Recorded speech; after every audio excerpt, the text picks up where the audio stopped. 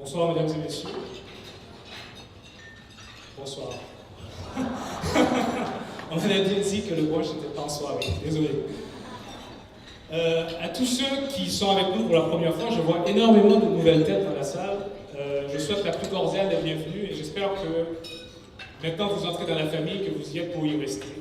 Et tous les autres qui sont là depuis bientôt, on a dit 6 ans, mais ça sera bientôt depuis 7 ans, à écouter, à venir écouter le même message, parce que le message ne change pas, mais on répète toujours la même chose là. Je vous dis merci parce que votre support nous donne énormément de force et renforce notre conviction de continuer à travailler. Avant de présenter ce que le GRAN a fait, j'aimerais remettre un peu en contexte la raison de son existence, d'où il vient le GRAN et pourquoi le GRAN est né. Nous avons depuis la fin des années 50 des Haïtiens qui quittent le pays. Nous sommes aujourd'hui à la 3e génération d'Haïtiens nés au Québec. Et chacun qui quitte son pays arrive ici, il s'enracine, il s'intègre, mais chaque Haïtien à l'extérieur d'Haïti cherche à faire quelque chose pour changer de sort de son pays natal. Vous êtes d'accord? Vous avez tous travaillé. Je crois que les 3 générations sont ici avec nous. Tout le monde a essayé de faire quelque chose depuis la fin des années 50 pour aider Haïti. Mais malheureusement, après tous ces efforts, tout cet argent dépensé, énormément de frustration, le résultat n'est pas encore là. Lorsqu'on regarde tout ce qui se passe chez nous, que ce soit Jeanne, Anna, Sandy et plus récemment Mathieu, on s'aperçoit qu'on n'est jamais prêt à ces catastrophes naturelles qui frappent Haïti et qui nous découragent encore plus. Alors, quoi faire? Comment faire pour que le rêve de tous ces Haïtiens qui ont quitté le pays se réalise? L'idée derrière la construction du GRAN, la création du GRAN, c'est de mettre en place des structures qui vont donner un peu de perspective à la réalisation de ce rêve. Il ne sera pas nécessairement réalisé de notre vivant, mais au moins on va tracer un chemin et on va voir la lumière au bout du tunnel, même si elle est très loin, parce que 2030, 2050, c'est pas demain. Donc, ce qu'il faut faire pour ça, c'est de changer la méthode. Je ne dis pas que ce qui a été fait depuis les 50 dernières années n'a pas été bien fait. Mais le fait est que nous n'avons pas avancé. Le monde entier avance, Haïti recule. Et vous êtes d'accord avec moi, je suis certain. Et ça fait mal. Donc ce qu'il faut, c'est un groupe d'hommes et de femmes qui ne pensent pas dans l'urgence. Et ça, c'est là le plus gros problème Pas du GRAN, non, pas du tout. C'est le plus gros problème d'Haïti. À chacune de ces catastrophes, on a un déferlement d'urgentologues qui viennent au pays pour soigner les plaies d'Haïti.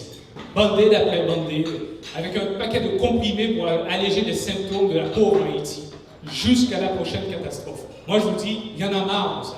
Il y en a marre. On en a assez. Alors, ce qu'il faut, c'est un groupe d'hommes et de femmes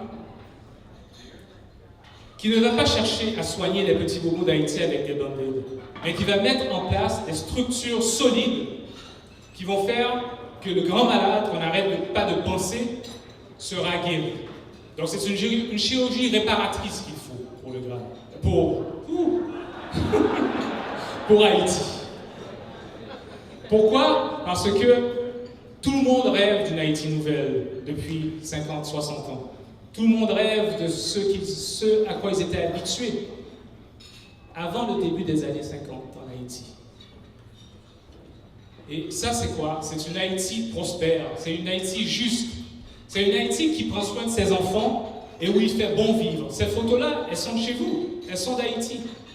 Il n'y a pas de débris, il n'y a pas de poubelle, tout est beau. Et c'est ce que nous recherchons tous, pouvoir aller en Haïti et ne pas sortir de l'aéroport et puis se retrouver les épaules à terre et le cœur serré par ce convoi. Chaque catastrophe est une opportunité de commencer à tracer chemin pour une nouvelle Haïti. Mais on s'essouffle extrêmement rapidement. C'est pas qu'on ne veut pas, c'est qu'on démarre et on n'a pas la force de se rendre jusqu'au bout. Le tremblement de terre de janvier 2010 était une autre de ces occasions. Et nous, de la génération actuelle d'Haïtiens vivant à l'extérieur du Québec, avons décidé de la saisir. Nous avons décidé de la saisir, de s'asseoir sur les épaules des géants qui nous ont précédés depuis la fin des années 50 pour faire d'Haïti un meilleur pays et de donner cette perspective pour la réalisation du rêve. 2 jours après le tremblement de terre, la presse publiait un article avec un titre complètement différent de ce à quoi on est habitué. Ça ne disait pas « le plus pauvre pays du monde, encore une catastrophe ». Ça disait « plus jamais comme avant ».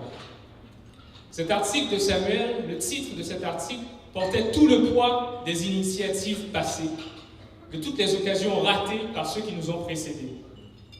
Et dans cet article, Samuel faisait allusion, subtilement, à la désillusion qu'amène l'aide d'urgence pour le développement durable. Ou je vais dire le mot, à l'inefficacité de l'aide d'urgence pour le développement durable. Dans une phrase chargée de sens.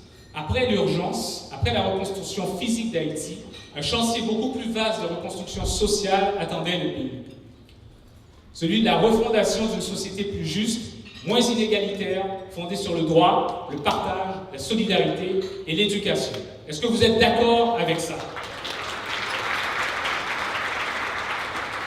C'est sur ce texte fondateur, c'est sur cette phrase de Samuel que le GRAN est né.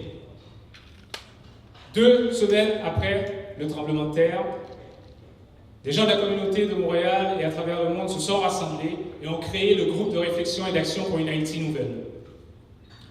Mais qu'est-ce que c'est que le GRAN?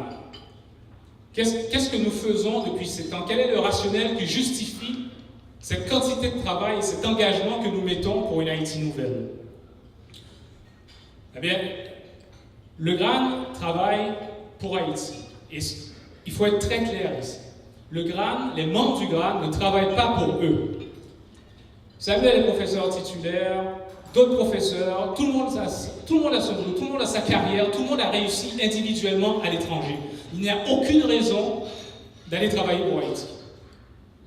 Dans le monde dans lequel on vit aujourd'hui, où l'individualisme prend toute sa place, normalement, on devrait tourner le dos et dire qu'ils s'arrangent avec leur trou, il y a assez d'ONG pour s'occuper d'eux.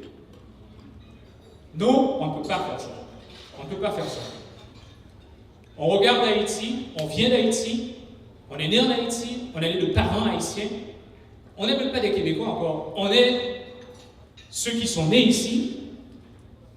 Ils sont des Haïtiens de 3e génération.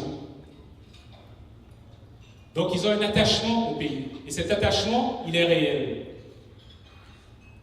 La vision du GRAN pour une Haïti nouvelle, elle est très claire. Ce que nous recherchons, c'est une Haïti plus juste, une Haïti, une société libre et démocratique, ouverte, inclusive et égalitaire, basée sur le droit, la solidarité, le partage, l'éducation et en harmonie avec son environnement.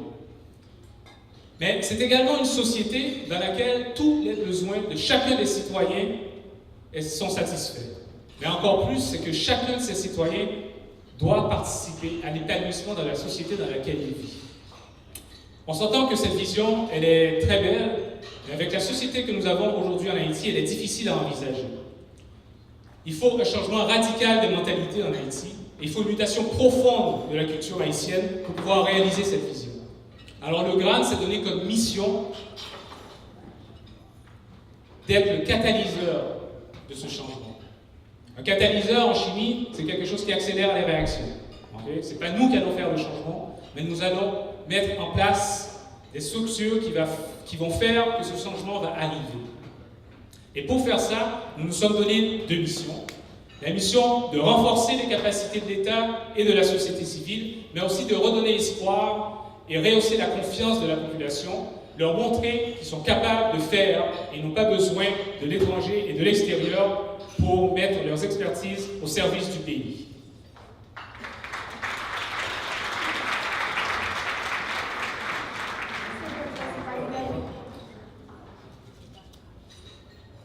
Ce que je dis là, je parle du GRAN, je parle de ce qu'il y a dans la tête de tous les membres du GRAN, de tous les dirigeants du GRAN. Pour certains, ça peut paraître très prétentieux. pour qui vous pourriez être le catalyseur de changement de toute une société. Mais détrompez-vous, ça ne l'est pas. C'est une mission que l'on prend extrêmement au sérieux. Pour travailler 80 heures par semaine sur le GRAN, ça veut dire qu'on y croit fortement. On prend la mission très au sérieux. Pourquoi? Parce que lorsqu'on regarde Haïti, on voit à quel point le pays souffre.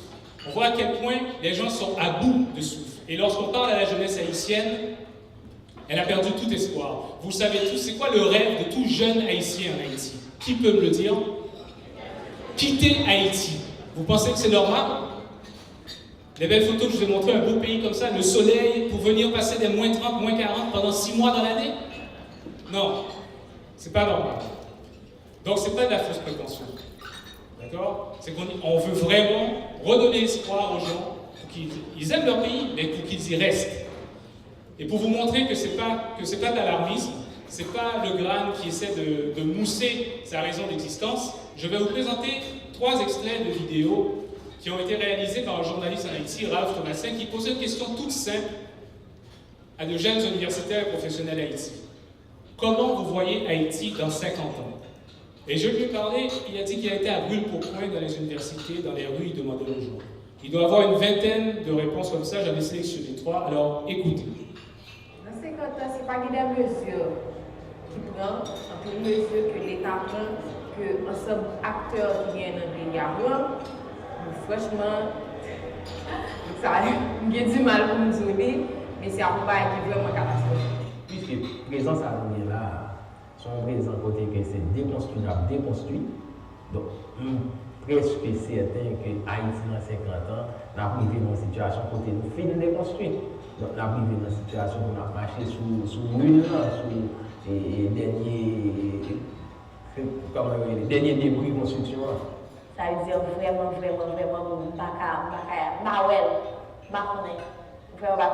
mais ça me fait peur. Ça me fait peur. Je ne sais pas pour vous, mais chaque fois que je visionne ces vidéos, j'ai des frissons. Ça fait très mal d'entendre ces réponses. Et le pire, c'est qu'elles ne viennent pas de ceux qui souffrent le plus. Donc c'est impossible de rester différent à ces réponses. Tout ce désespoir, toute cette perte de confiance, c'est ce qu'on appelle une arme de destruction massive, n'est-ce pas? Dont les ravages vont faire disparaître Haïti. Si la jeunesse pense comme ça, dans 50 ans, Haïti ne sera plus. Alors comment faire? Quoi faire pour redonner cet espoir, pour que les jeunes croient au pays et y restent pour le bâtir? J'ai dit tout à l'heure qu'il fallait changer la méthode. Et une des choses les plus importantes dans le changement de méthode, c'est la réponse à l'urgence. Donc les hommes et les femmes qui vont travailler à la reconstruction d'Haïti doivent bien comprendre que les solutions qui doivent être proposées ne peuvent pas être pensées ou implémentées dans l'urgence. Il faut donner le temps au temps. Le Québec ne s'est pas construit en une semaine. Il faut donner le temps au temps. Et c'est pour ça que le GRAN, dans sa méthode, s'est donné un horizon temporel de 20 ans pour commencer à voir l'impact de ces actions. Nous ne serons pas là lorsque l'Haïti nouvelle sera vraiment là. Mais au moins, on aura tracé le chemin pour y arriver. Et la façon de faire ça, je l'ai dit tout à l'heure, c'était de rassembler les hommes et les femmes qui avaient beaucoup de conviction et qui avaient foi en la vision et la mission du GRAN. Le GRAN a commencé à faire ça en rassemblant à travers le monde diverses personnes qui partageaient sa vision. Alors, pour faire ça, le GRAN a créé des chapitres. A créé des chapitres en Haïti, il a créé des chapitres à travers le monde. Partout, il y avait des forces de progrès qui comprenaient la vision, qui comprenaient la mission et la partageaient. Donc nous avons des chapitres en Haïti, le plus grand nombre naturellement. Nous avons des chapitres en Europe, en France, en construction en Belgique. Nous avons un chapitre en Suisse. Nous avons naturellement le GRAN est né au Canada. Il y a plusieurs chapitres au Canada. Et il y a aussi plusieurs chapitres aux USA. Je demanderai très rapidement aux présidents de chapitre qui sont présents, je ne sais pas s'ils sont tous présents, de se lever, car le rôle des présidents de chapitre est extrêmement important. Ils sont responsables de diffuser, au-delà de leur rôle dans le travail du GRAN, ils sont responsables de diffuser le message du GRAN et de rassembler les forces de progrès à l'extérieur de Montréal. Donc nous avons du New Jersey, M. Jean-Muner Alexandre. Nous avons la présidente de GRAN Ottawa, Marlène Chimouti-Hippolyte. Nous avons le président de Gran Mauricie, Claude Bélisère. Nous avons le président de Gran Québec, Jean Moisset. Il voulait rester assis. Donc, ces gens-là sont responsables de... Et le représentant du président de Gran Boston, l'ingénieur Hubert Bayas. Nous avons aussi, je pense, un président de branche, le docteur Rénal Altema, qui est le vice-président de Gran USA dans la salle.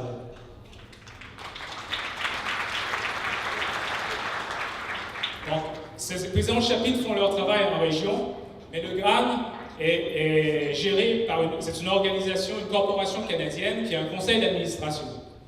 Et ils travaillent énormément pour faire ces propositions et s'assurer qu'elles sont réalisées. Donc je demanderai au conseil d'administration de GRAN de se lever et de les applaudir, s'il vous plaît.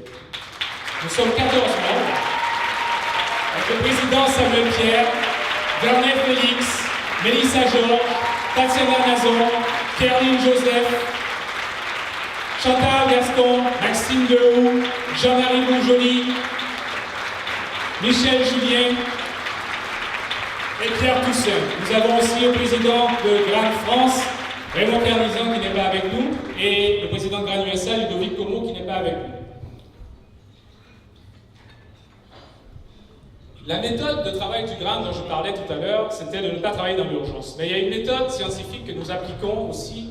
On s'assure que tous les comités qui sont formés pour travailler sur les problèmes que nous avons identifiés en Haïti respectent un mot d'ordre très, très strict. Nous voulons qu'ils mettent la science à la base de toutes leurs réflexions. Il ne faut pas qu'il y ait d'improvisation. Il faut que la science soit à la base de toutes leurs réflexions pour qu'ils puissent proposer des actions structurantes qui auront un impact sur le long terme avec un souci du suivi.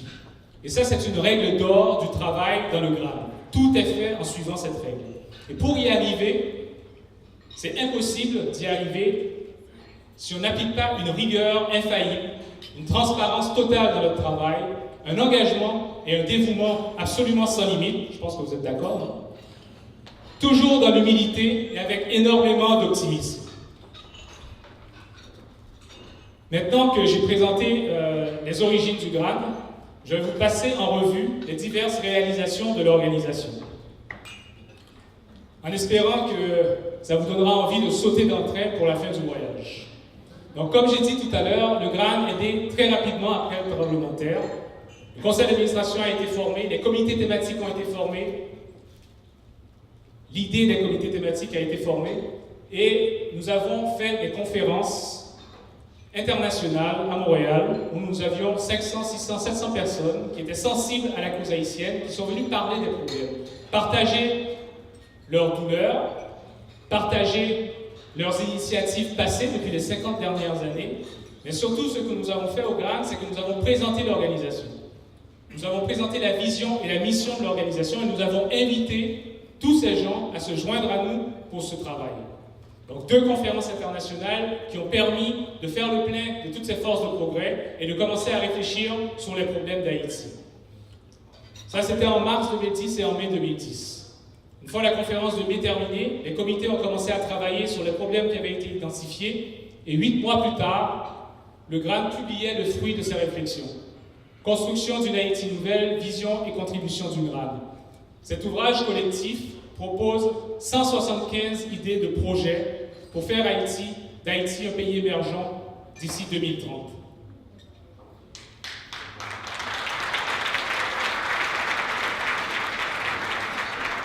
De ces projets, de ces 175 projets, il y en a 25 que nous appelons des projets structurants. Ce sont des projets qui ont un très fort potentiel d'impact sur le développement d'Haïti. Et ce sont des projets que le GRAN est en train de mettre en place.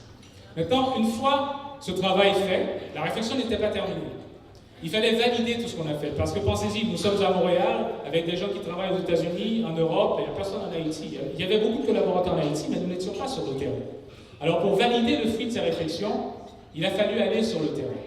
Il a fallu aller voir si ce que nous avions dit, ce que nous avions proposé avait du sens, et si c'était bien reçu par les gens directement visés. Donc ce que nous avons fait, nous avons fait 3 conférences en Haïti. 3 conférences qui visaient 3 thèmes spécifiques. L'éducation, la santé et l'économie. Ce qui sont 3 indices du développement humain qui démontrent la croissance du développement d'une société. Au cours de ces 3 conférences, nous en avons profité pour aller donner des formations dans toutes les régions du pays et des sujets de formation qui étaient liés au thème des conférences. Donc des formations en éducation pour la pédagogie, la gestion des classes, la gestion scolaire, la formation en santé, l'aide d'urgence, en économie, l'entrepreneuriat, la comptabilité. Nous avons rejoint comme ça plus de 2000 personnes dans toutes les régions d'Haïti. Maintenant, une fois que nous avions validé le fruit de nos réflexions, nous avons présenté nos projets et nous avons aussi fait le plein de nouvelles pistes de solutions. Parce que c'est bien beau de travailler à l'extérieur, mais une fois qu'on parle... Désolé. Je ne veux pas mettre mauvais dans ma bouche. Voilà.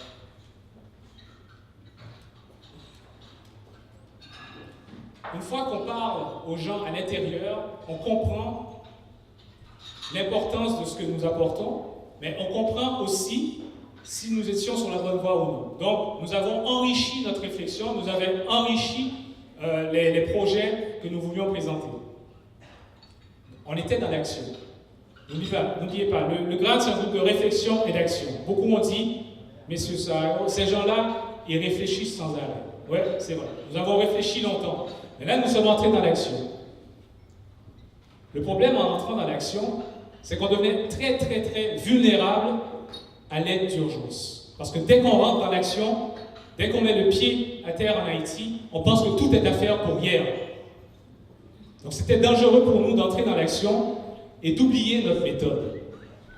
Donc afin de s'assurer que nous restions en ligne droite avec notre vision et notre méthode, et s'assurer que la réflexion que nous avions commencée ne s'arrête pas avec l'entrée dans l'action, nous avons lancé un projet structurant du GRAD, qui est une revue Haïti Perspective, qui vise à maintenir l'influence positive du GRAD et à étendre la réflexion, en invitant des experts internationaux à publier des articles sur des thèmes spécifiques pour le développement d'Haïti.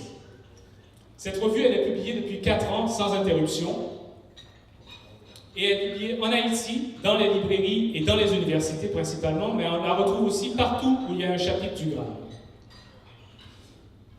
Maintenant, en lien avec notre vision de mutation de la société, changement radical de mentalité, nous avons instauré un prix en Haïti qui s'appelle le prix d'excellence. Le prix d'excellence, c'est un prix qui vise à reconnaître les gens de la société civile haïtienne, locale, qui font quelque chose de bien pour leur prochain, qui font quelque chose de bien pour Haïti et qui font un travail collectif, qui n'ont pas nécessairement des réussites individuelles. Ce prix vise aussi à faire que les Haïtiens de la société civile dans le pays, à l'intérieur, puissent eux-mêmes reconnaître ces qualités chez leurs voisins. Parce que la façon dont ça fonctionne, c'est que les gens ne posent pas eux-mêmes leur candidature. La première année, nous recevions des candidatures. « Ah, moi je voudrais avoir un prix, voilà ce que j'ai fait. » Non, c'est pas comme ça que ça fonctionne. Les gens qui reçoivent des prix, en général, ne savent pas que leur candidature a été posée. Et ça a été un travail très difficile. C'est encore un travail très difficile à faire, de faire que les gens à l'intérieur du pays reconnaissent que leur voisin fait quelque chose de bien pour la communauté. Donc, en donnant ces prix, nous voulions mettre ces gens en exemple. Nous voulons les hisser au rôle de locomotive de la société pour qu'ils servent de modèle. Donc, nous donnons comme ça 16 prix par année dans divers secteurs, allant du scientifique de l'année à la Madame Sarah de l'année.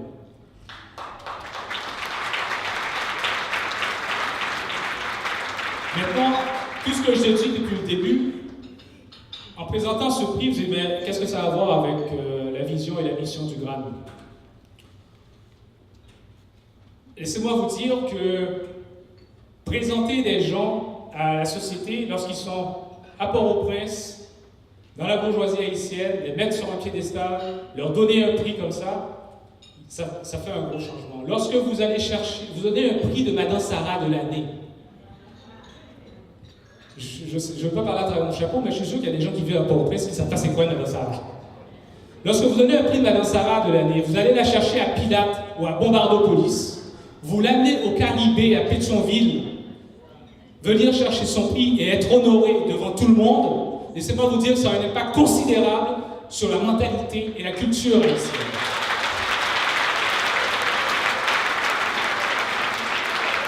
Ça fait 4 ans que nous menons ce prix, une fois par année, et plus ça va, plus le changement de mentalité s'installe et ça change. Mais rappelez-vous, ce n'est pas quelque chose qui va se faire demain. Maintenant, une autre des préoccupations, la principale, mais celle qui prend le plus de place dans le GRAN, c'est l'éducation. Le GRAN est très soucieux de l'accès à l'éducation de qualité dans le pays. Et depuis sa création, et même avant, le GRAN met en place un réseau que nous appelons RENACER, pour Réseau national de centres de ressources. Ce réseau vise à doter toutes les communes du pays, qui sont plus de 1000, de centres de ressources auxquels pourra venir s'abreuver la population, s'abreuver de formations de haute qualité de tout type, de cours de haute qualité, pour que le cours qui se donne à Saint-Martial, à Port-au-Prince, puisse être diffusé à Pilates, à travers le réseau RENACER. C'est ça l'objectif de RENACER. Donc, il y aura un centre de ressources national pour le CRN, que vous voyez au milieu, qui est responsable de la production de contenu de très haute qualité, qui sera diffusé dans les centres de ressources régionaux, les départements, et ensuite dans les centres de ressources locaux, les communes. Et le CRN, il va aussi servir de plateforme d'échange, parce qu'il va produire du contenu, mais il y aura peut-être du contenu de qualité qui va se faire à l'Île-à-Vache, mais que quelqu'un à Pilates aurait besoin. Donc, le CRN va servir de plateforme où ce contenu pourra être diffusé à la largeur du pays, à tous ceux qui auront accès à un CRL, un centre de ressources locales. Et pour vous montrer qu'on est vraiment dans l'action, même si physiquement nous avons commencé le recrutement de ces centres de ressources, mais il faut les équiper en informatique, et ça c'est une autre paire de manches, mais nous produisons déjà du contenu. Le centre de ressources nationales a déjà à son actif du contenu éducatif pour la formation des maîtres. La formation des maîtres dans 5 matières, en histoire, en mathématiques, en sciences de base, en citoyenneté, aujourd'hui la 5e, et on vient de terminer la formation en santé qui vise principalement la population et les intervenants en santé. Donc nous touchons à toutes les pathologies les plus fréquentes en Haïti, que ce soit le glaucome, l'hypertension, le diabète. Et ce sont des formations qui sont faites en créole, en français, sur support vidéo, sur support audio et qui peuvent passer aussi à la radio. Donc c'est un travail énorme qui est fait avec le comité du système éducatif haïtien ainsi qu'avec ceux qui travaillent au ministère de l'Éducation d'Haïti et la radio éducative. Maintenant, ça vise à résoudre le problème d'accès. Mais au-delà de l'accès, nous sommes un peu, comment dirais-je, obsédés par un autre problème. Un problème qui mine vraiment le développement d'Haïti, c'est la qualité de l'éducation qui a donné. La qualité de l'éducation, comme Valérie l'a dit tout à l'heure, l'éducation, c'est la fondation de votre société. C'est comme la maison. Si la fondation de votre maison n'est pas bonne, qu'est-ce qui arrive à votre maison? Elle s'écroule. D'accord? Donc, si la fondation, si le système éducatif haïtien n'est pas de bonne qualité, encore une fois, nous aurons de plus en plus de ces jeunes qui vont venir nous dire qu'ils ne voient pas Haïti dans 50 ans. Donc, cette obsession qu'a le GRAN avec l'éducation de qualité, nous l'adressons de façon très humble. Nous avons observé ce problème et nous avons comparé le système éducatif. Même si on sait que le système n'est pas de bonne qualité, on ne peut pas dire ça en l'air. Il faut quand même regarder pourquoi. Et lorsqu'on compare au Québec, par exemple, parce que nous vivons ici, au Québec, il y a 10 000 professeurs d'université pour environ 8,5 millions d'habitants. 100% de ces professeurs d'université ont un doctorat, c'est ce que ça prend pour enseigner à l'université, et ils travaillent à temps plein, à enseigner et à faire de la recherche. Lorsqu'on compare à Haïti, il y a 1000 professeurs d'université pour 10,5 millions d'habitants. On voit déjà un problème. En plus, 10% de ces profs ont une maîtrise, moins de 1% ont des doctorats. Alors imaginez-vous enseigner à des futurs bacheliers lorsque vous avez un bac. Il y a déjà un problème là encore. Encore pire, Ces profs, soi-disant profs, ils sont à temps partiel. Plus de 80% sont à temps partiel. Donc les étudiants peuvent arriver en classe un jour et ne pas avoir de prof parce qu'il avait un contrat ailleurs à donner. Donc comment voulez-vous accéder à une éducation de qualité lorsque vous avez un système qui fonctionne ainsi? Alors comment adresser ce problème? Il y a une seule solution à tout ça. Est-ce qu'il y en a? Il y a quelqu'un qui peut me dire c'est quoi la solution? Ah, vous êtes déjà endormi, hein? Eh bien, il faut reformer la tête du système éducatif haïtien. Il faut former des vrais professeurs d'université qui vont pouvoir donner une formation de qualité à des étudiants qui seront, eux, des instituteurs, d'autres profs d'université ou qui pourront descendre dans le système éducatif haïtien et diffuser cette éducation de qualité. Donc, nous avons pour ça formé l'ISTEA. L'ISTEA, c'est quoi? C'est l'Institut des sciences, des technologies et des études avancées d'Haïti. C'est un institut qui nous donne des formations graduées seulement, niveau maîtrise et doctorat, dans divers domaines. L'ISTEA a une vision très large et son objectif est de former 1000 scientifiques, 1000 chercheurs pour Haïti dans les 10 prochaines années. Attention, les chiffres de tout à l'heure avec lesquels j'ai voulu vous faire peur, 1000 profs pour 10 millions d'habitants, et là il me dit qu'il va faire seulement 1000 profs dans les 10 prochaines années. Où est-ce qu'on va aller avec ça? Mais il faut comprendre qu'il faut être réaliste. On ne peut pas former 10 000 profs d'université comme le Québec en 10 ans. On ne peut pas. Haïti, c'est aussi simple que ça.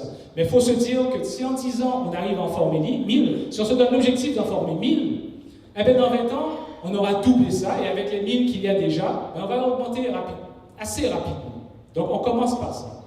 La vision de l'ISTEA, c'est de mettre la science, la technologie au service du développement d'Haïti. Et comment elle fait ça? L'ISTEA va former des citoyens qui aiment leur pays, qui veulent le voir avancer, qui seront capables d'innover face aux problèmes d'Haïti et qui seront des leaders dans leur communauté. Pour que ces gens-là puissent aller agir avec compétence à l'échelle locale, régionale et nationale. Lorsque ces gens-là seront formés à l'ISTEA et pourront répondre à cette vision, nous commençons à voir des changements en Haïti.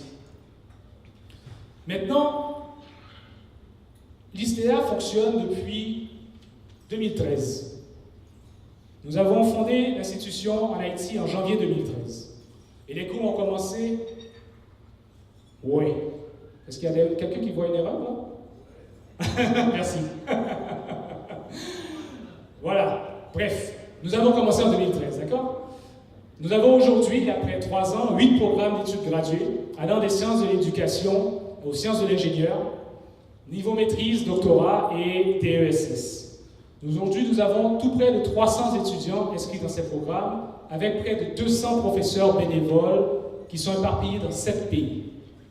Les programmes que nous offrons de niveau gradué, lorsqu'on dit niveau gradué, ça implique qu'il y a des projets de recherche associés. Donc pour ça, n'étant pas encore prêts, tous ces professeurs bénévoles de l'ISTEA ouvrent leur laboratoire à l'international pour que les étudiants puissent faire leurs recherches. Nous avons également un programme de bourse au mérite, parce que l'ISTEA, ce n'est pas gratuit. Donc nous faisons tout en notre pouvoir pour chercher des bourses pour supporter les étudiants dans le paiement des frais de scolarité. Nous sommes présents dans 5 villes en Haïti. Au Caille, au Cap, à Esch, à Port-au-Prince, et nous sommes en train d'ouvrir un site à Jacmel. Et les étudiants suivent leurs cours en vidéoconférence, simultanément dans ces 5 villes, que le professeur se trouve à Montréal, à Chicago, ou en Allemagne, ou à Paris, et ou en mode présentiel, dépendant du professeur, dépendant de la matière ou du nombre d'étudiants, on envoie les professeurs en Haïti pour donner leurs cours. L'impact de l'enseignement que nous donnons à l'ISTEA, il est réel. En l'espace de 3 ans, nous voyons déjà beaucoup de changements. Nous, qui dirigeons l'ISTEA. Mais ne prenez pas, j'ai le mot anglais en tête, mais bon, ne croyez pas sur parole. Écoutez plutôt ce que le président de l'association des étudiants de l'ISTEA avait à dire. C'est quelqu'un qui est arrivé en 2013, qui est inscrit au doctorat. Il avait à dire à la journée d'accueil de la nouvelle cohorte en septembre 2016.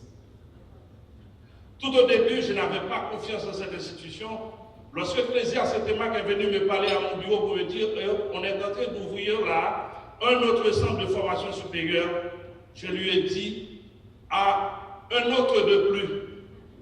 Parce que je pensais que dans ce pays, on prend toujours des initiatives, mais c'est pour mieux galvauder les concepts. Mais une fois arrivé ici, je peux remarquer toute la différence. Je me sentais même tout à l'aise parce que je n'étais pas initié à ces genres d'organisation. Oui, l'ICA, c'est peut-être, par rapport à ce qui se fait aujourd'hui en Haïti, c'est le reflet de la perfection souhaitée. Donc, et déjà, je vous demande d'apporter toute votre collaboration pour que l'ICA puisse grandir. Le directeur a l'habitude de dire, pour être ISTéen, il faut qu'on passe par une phase de déconstruction pour aboutir à une réelle construction. Je vous demande, chers étudiants, déjà, de vous inscrire dans ce nouveau paradigme, le paradigme de déconstruction. Nous ne pouvons pas continuer à faire les choses autrement mal. Nous voulons faire les choses aujourd'hui autrement bien. Et je crois qu'avec les valeurs qu'on enseigne à l'ISTéa, vous serez ce citoyen capable de prendre en main la responsabilité et la direction de notre pays. Mais ce que vous devez savoir, vous n'êtes pas venu ici ce matin contracter une dette envers M. Samuel Pierre, M. Diaz Fétière, encore M. Julien. Mais vous êtes venu ici contracter une dette en faveur des plus pauvres de ce pays. Et vous devez travailler à atteindre les objectifs nobles que représente l'ISTéa, c'est-à-dire le développement intégral de l'homme haïtien pour aboutir au développement intégral du pays.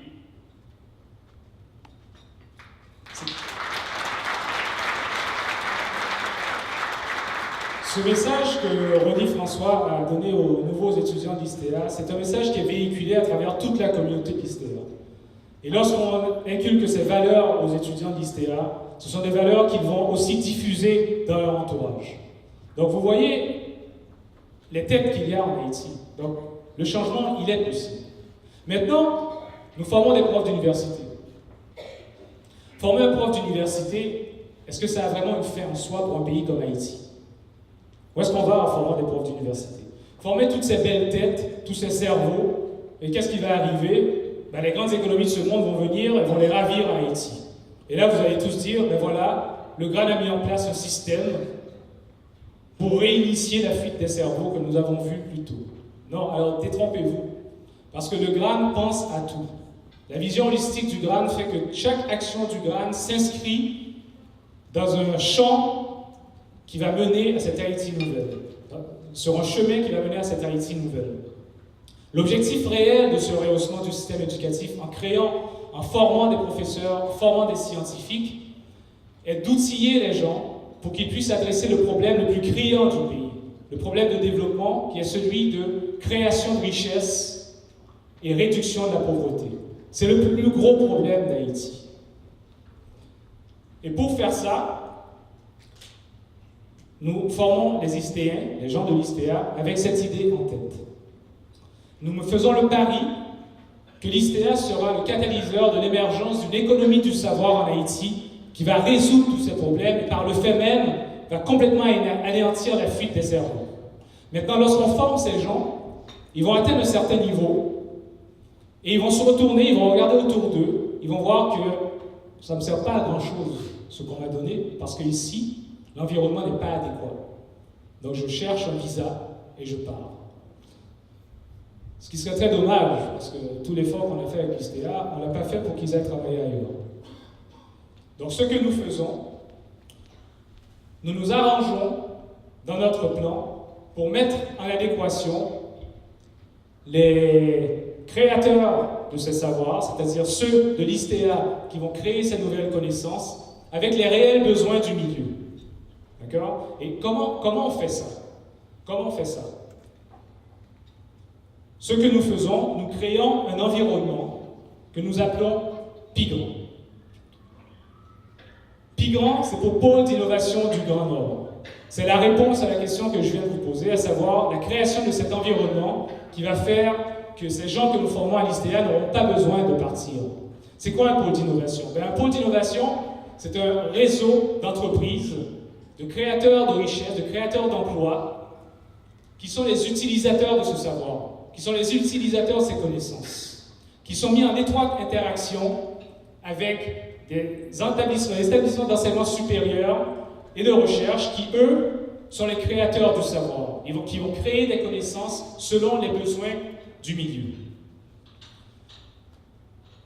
Le pôle d'innovation du Grand Nord aura à son cœur l'ISTEA, ce haut lieu de connaissances qui va créer le savoir et qui sera en constante interaction avec son environnement immédiat, son environnement régional et toute la périphérie du Grand Nord. On parle de Pigrand, le N c'est pour Grand Nord, mais bon, je vois beaucoup de têtes se poser la question. Nous ne sommes pas des nordistes. Pigrand pour le Grand Nord est une étude pilote et une fois que ça va fonctionner, il y aura le modèle pour reproduire dans le centre pour Pigrac et dans le sud pour Pigras. Ah, là les gens disent oui. Hein. Ce pôle d'innovation sera construit sur un terrain de 30 hectares. Il sera divisé en 4 secteurs, un secteur agricole, un secteur scolaire, un secteur de services et un secteur universitaire. Je vais maintenant vous présenter une vidéo du plan d'aménagement de la Cité du Savoir, qui a été faite par les architectes du GRAN, Maggie Apollon et Jacques Lindé.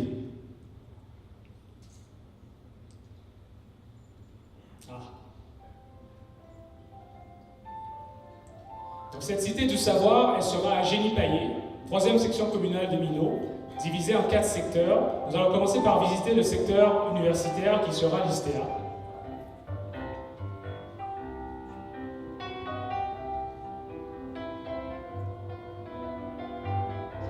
Attention ceux qui ont le vertige.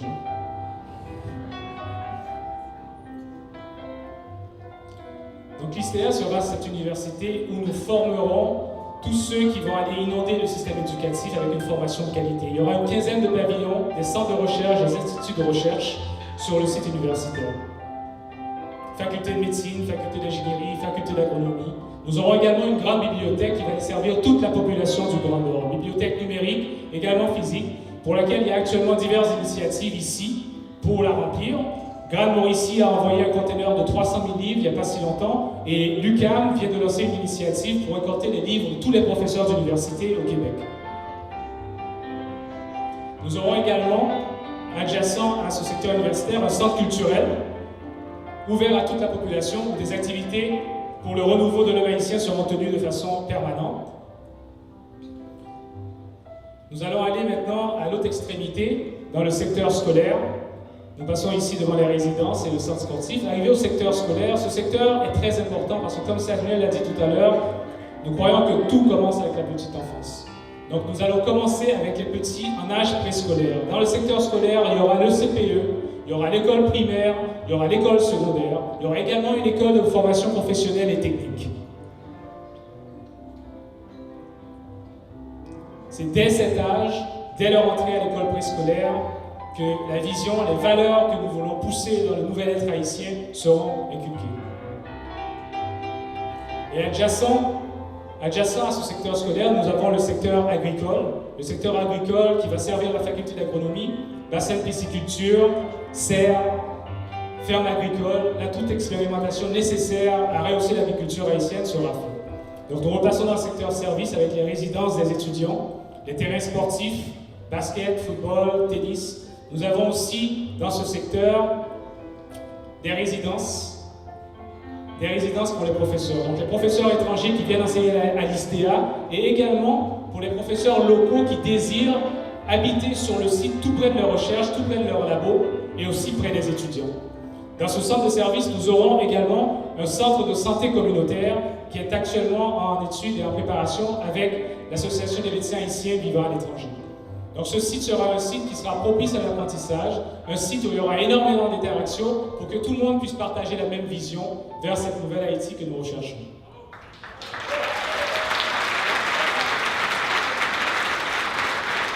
La pose de la première pierre de cette Cité du Savoir a été posée en janvier 2016. Il y avait près de 1000 personnes sur le site de Génie-Paillé. Et devant cette population, nous nous sommes engagés, le GRAN, à livrer le projet le plus ambitieux conçu pour Haïti par des Haïtiens. Et la population nous attend, nous avons fait une promesse Et l'échec n'est pas une option. On nous surveille à tout bout de champ, partout où nous passons. Ce projet, c'est un projet d'environ 70 millions de dollars.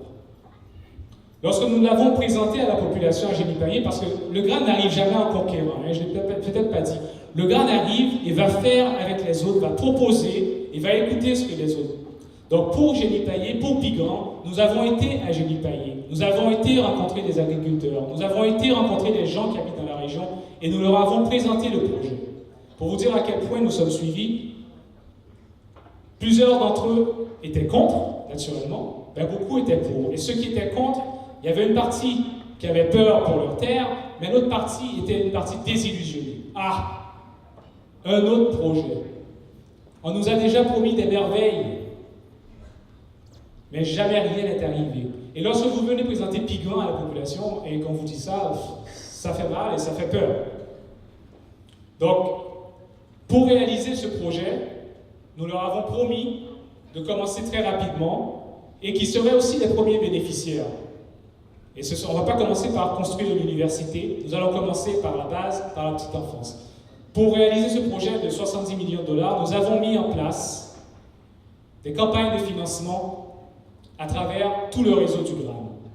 Des campagnes de financement au Canada pour le CPE, en France pour la grande bibliothèque, en Haïti pour les infrastructures du terrain, aux États-Unis pour le Centre de professionnels de formation technique et une campagne de financement avec la MHE pour le Centre de santé communautaire. Lorsqu'on ajoute le travail de tous ces bénévoles, architectes, ingénieurs, médecins, administrateurs, professeurs, le 70 millions, il monte rapidement à 100 millions. Mais c'est un travail bénévole. Donc je vous invite tous à y contribuer généreusement.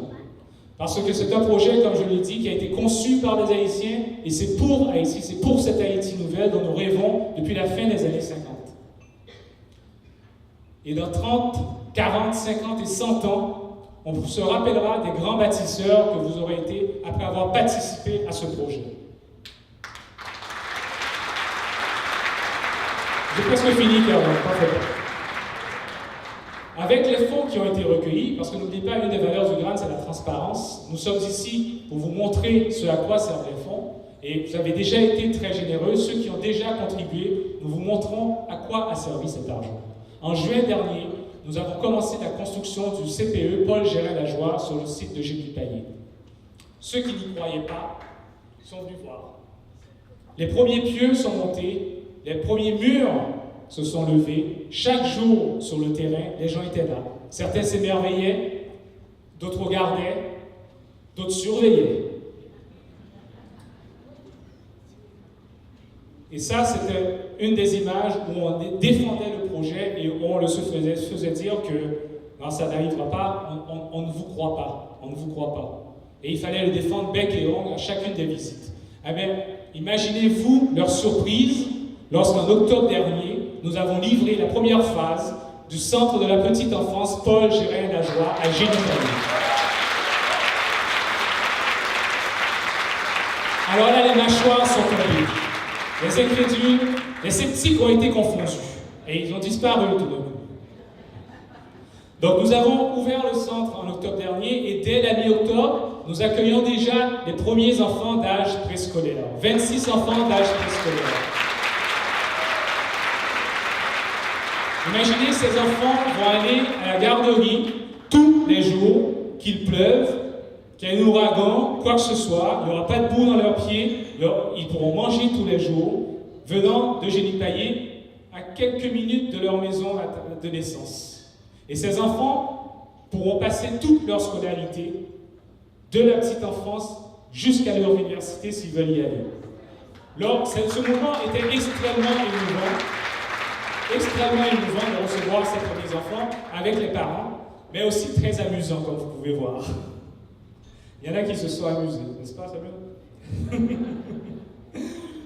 Donc, ces enfants vont commencer leur scolarité dans le centre de la petite enfance et ils pourront continuer jusqu'à l'université. Et avec les étudiants que nous formons, en particulier dans la faculté des sciences de l'éducation de l'ISTEA, Ces personnes vont inonder le système éducatif et plusieurs d'entre eux deviendront profs dans le secteur scolaire de la Cité du Savoir, que ce soit au primaire, au secondaire, au niveau de la formation professionnelle et technique. Et un jour, ces petits-enfants auront la chance eux aussi d'aller à l'ISTEA et de contribuer à la formation d'une autre génération qui pourra faire continuer à tourner la roue pour que Haïti devienne ce pays nouveau dont nous rêvons. Maintenant, tout ça n'aurait pas été possible sans un support assez surprenant de gens très importants au pays.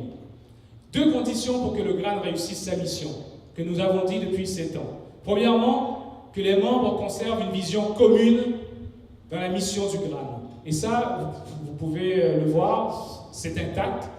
Tous les membres du GRAN qui ont fondé l'organisation sont encore là et travaillent encore tous main dans la même direction. Le deuxième était peut-être plus difficilement imaginable. Il fallait un support constant de la classe politique haïtienne. Parce que vous savez, à chaque élection, qu'est-ce qui arrive? On recommence. On peut dire ce qu'on veut d'eux, on peut dire tout le mal qu'on veut, de tout ce qu'ils ne font pas bien. Mais mesdames et messieurs, ça fait 7 ans bientôt que le GRAN existe. Nous avons passé 3 gouvernements, un nombre incalculable d'élections reportées. Nous sommes encore là, plus forts, et avons obtenu le support de toute cette classe politique, quelle que soit leur allégeance.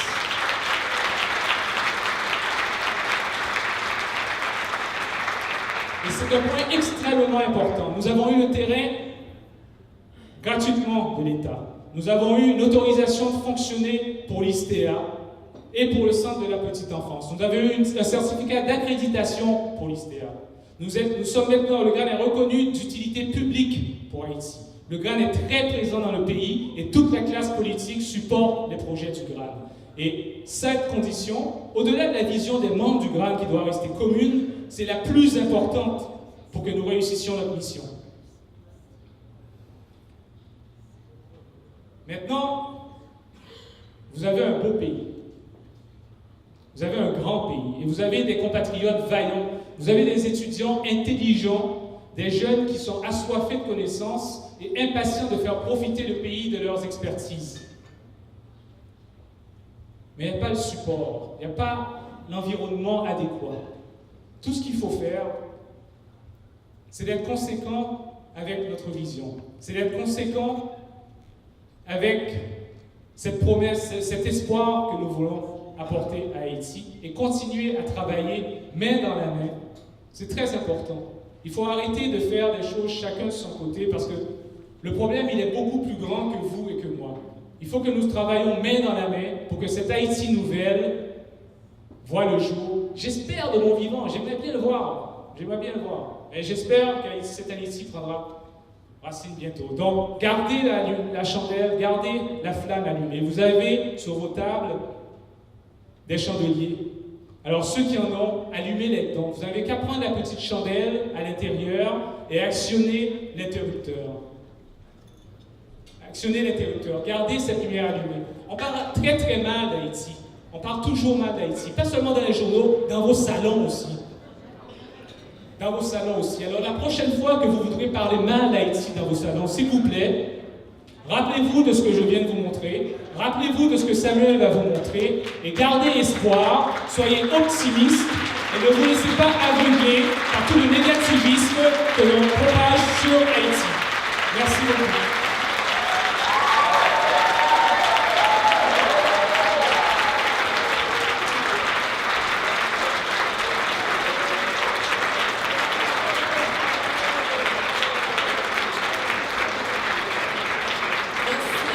Merci James d'avoir allumé la flamme pour